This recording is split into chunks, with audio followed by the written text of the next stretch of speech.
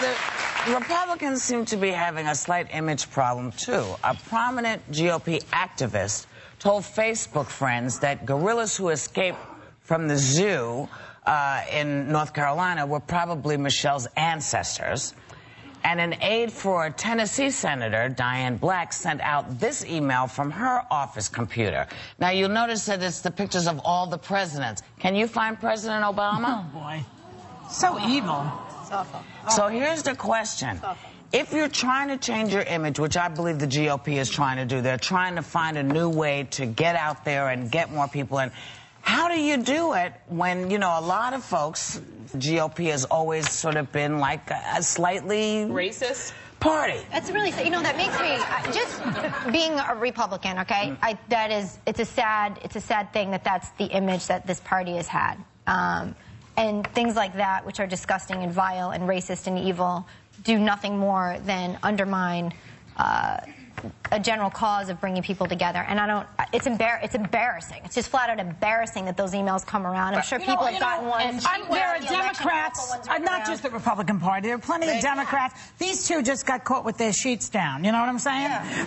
But the Democrats have their share of racism also. But when you hear, Joy, it's just pervasive. When you keep hearing, like, there was a candidate for the RNC, and he put out a CD that he sent around to all of the Republican senators called Barack the Magic Negro, and and then you hear about, you know, the Barack the Waffles. You just go, you don't want me in your party. You're not trying to include me. You're not trying to include Latinos. The things that went around during the election were hideous. People would send things to me thinking that there would be something I wanted to see for some reason, and I'd write them back, and it was not friendly. Yeah. Things like this should not be. I don't understand how either side. Out of your party, these people? I don't know how you kick someone out of your party.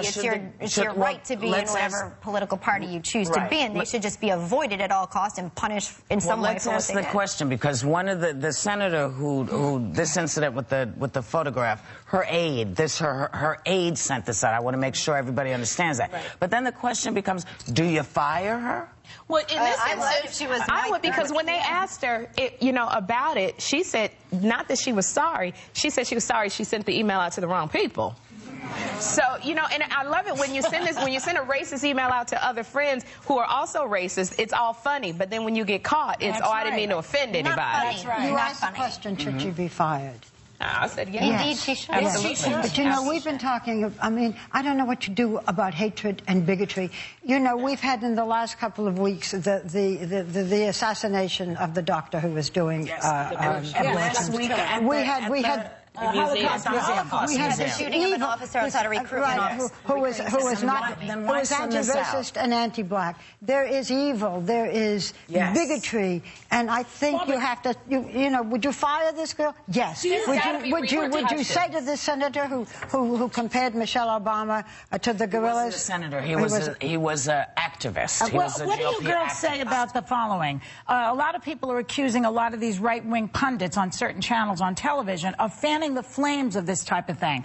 Bill O'Reilly, for example, was accused of fanning the flames against this abortion doctor. He denies it. He says it's free speech and everything. Do you think that he fans the flames or people like that? I don't think he did in that case. Because he kept saying that this doctor was a baby killer over and over and over again until the guy did shoot him. I mean, you have to understand that he has a right to believe that, especially in terms of late-term abortion, that these... that there are only, 3 states that actually legalize late-term abortion. And if this guy repeatedly... Wait a minute, hang on. That doctor did... He let women use the excuse of being emotionally distraught.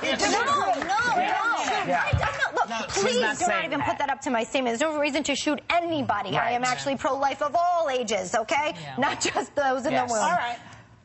In no way Bill O'Reilly incite the killing of this man. The man who shot him was a man who was bleeding hatred. He bled hatred himself. Yeah, that's the But I think when you do have, but can I answer your question about free speech? Yeah. When you can use free speech, but I think there's a responsibility with free speech. It's like when we were talking about when Sarah Palin kept saying palling around with terrorists. Right. That it was inciting a kind of an undertone that we didn't like. But it's still okay for her to say that because we have the First Amendment. But you can't yell fire in a crowded theater. That is the caveat to the First Amendment. Absolutely. But what I would just want to say one thing about late-term abortions. Yeah. I was reading about this. 99.9% of those cases are because the mother will die, the baby will be severely deformed.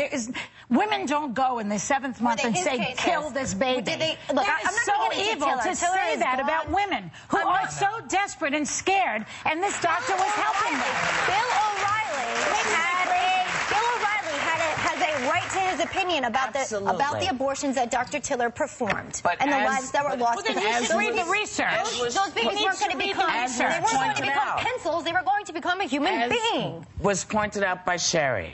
There is a responsibility, and we all are aware of it because we've all been caught up in it. Yeah. We're saying things, and then we have to go back and go, okay, that's not what we meant. There is a responsibility, and maybe we have to take more responsibility, as this young aide must do, specifically because last week a man walked in full of hatred with a rifle into the Holocaust Museum. How dare you even have this on your computer and work in that senator's office? On company time. It is computer time. You mean the racist thing? The aid.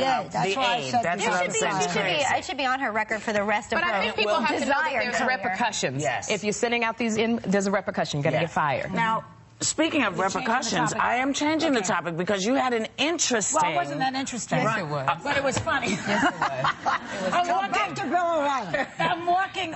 Well, Bill and I have this disagreement, that's all. And I have to say that, just because I hadn't said anything, you know, we are fond of Bill, we argue with Bill, we think, but I think to use the word baby killer, I wish that Bill hadn't. I wish he could have expressed his opinion in a different way. You know, but you know, the answer to bad speech is more speech, and that's what we're about here, more speech. Okay, so I'm walking up Broadway, and I'm wearing, I don't dress like I do on the air with high heels and everything. You know, I you look like me. I wear, no, your stuff is expensive. I don't wear even expensive clothes. So anyway, this guy comes up to me, and he starts, hey, Joy, I'm a big fan. There he is. This is the guy. I'm a big fan of yours. And took his picture? I took his picture. I said, I'm a big fan. You take his picture? No, wait a minute. So he's following me now, and I'm a big fan of yours, and I'm a ex-policeman. And I said, really, you're an ex-policeman? He takes out his badge. He really was an ex-policeman, and he's telling me, reading everything about the show, telling me what he thinks he watches it every day, if I need a bodyguard to call him. Then suddenly he looks at me around 4 blocks into it. He goes, this is what you're wearing? He says, look how you're dressed. Look at how you are dressed. You hurt his feelings so bad with the way you're dressed. He said, look at your shoes, look at the pants. What's the matter with you? Before he was a fan, then all of a sudden he's Oscar de la Renta. Now I love him so much. There's his picture. It reminds me of my cousin Shirley. Your cousin Shirley, Does everybody have a cousin Shirley or someone like a cousin Shirley? We don't see it. Okay, so my cousin Shirley used to give me advice. And she had 3 very important things. The first thing she always said to me was never go out without lipstick. Because I go out the way you do, and that's when someone recognizes you. Always put lipstick on. Don't be too lazy to get up. She used to get up before her husband got up and put makeup on. She did. You know, he'd get up and say... on herself, Maybe on him. But anyway, always put the lipstick. The second thing she used to say, she'd say, always put lipstick on, you never know. Always have your own money. You never know. Okay, that was 2. But the third thing is, if you possibly can, the most important thing in a marriage, you know what? Separate bathrooms. Oh, separate bathrooms. That's my cousin Shirley. Listen, cousin Shirley is right on the nose, Jack. I want my toilet seat down when I go in the middle of the night. We will be right back with even more Hot Topics.